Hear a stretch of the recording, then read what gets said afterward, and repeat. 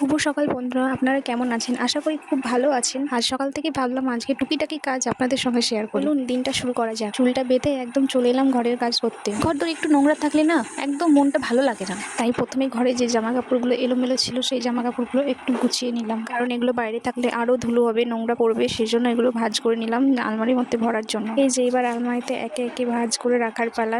সব জিনিস গুছিয়ে গুছিয়ে রেখে দিলাম। আর এই যে আমার আলমারিতে ওপর দিকে যে বক্সগুলো দেখতে পাচ্ছ, ওগুলো আমি মিশো অ্যাপ থেকে নিয়েছি। কাপড়ের বক্সগুলো, ওগুলোতে প্রচুর শাড়ি আটে, মানে ভাঁজ করে রাখলে অনেক শাড়ি এঁটে যায়, এমনি রাখলে কেমন এলোমেলো দেখায়, সেই জন্য আমি ওগুলো নিয়েছি। আপনারা যদি আমার মতো এইভাবে কাপড় গুছিয়ে রাখতে চান তাহলে এগুলো মিশো অ্যাপ থেকে নিয়ে নিতে পারেন। গোছানো কমপ্লিট করে এবার ঝটপট একটু ঘরটা ঝাড়ু দিয়ে নেব। সারাদিনে এত কাজের মাঝে ঘর গোছানো বা ঝাড় দেওয়া একটি মস্ত বড় কাজ। তবে নিজের ঘর নিজে গুছিয়ে রাখার মধ্যে একটা আলাদাই শান্তি।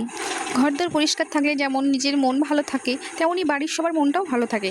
ওপরের ঘরটা তো প্রায় পরিষ্কার হয়েই এলো, এবার ঝটপট নিচে যাওয়ার পালা। ওপরের কাজ সেরে এবার চলে এলাম নিচে, আমাদের এই ছোট্ট ঠাকুর ঘরেতে।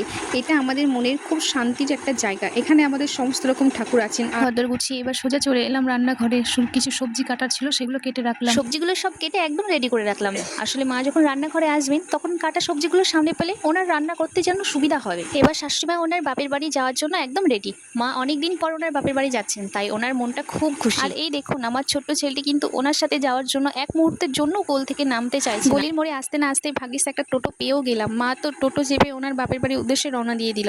মা যাওয়ার সময় আমার হাতে 200 টাকা দিয়ে গিয়েছেন আর বলে গেছেন, যা মন তাই কিনে খাস। আর এদিকে সন্ধ্যা হতেই বর্মশাই হঠাৎ পায়েস খেতে মন হয়েছে, আমাকে বললো একটু পায়েস বানিয়ে দাও। তার জন্য তাড়াতাড়ি চলে এলাম পায়েস রান্না করতে বরের জন্য। আর ওদিকে আমাদের ছোট্ট বাবু এখন নিজেদের জগতেই মত্ত, ও এখন ঘর জুড়ে খেলাধুলো করতে ব্যস্ত। আর এদিকে রাতে খাবারের জন্য ভাত বসিয়ে দিলাম। দেখা হচ্ছে পরে।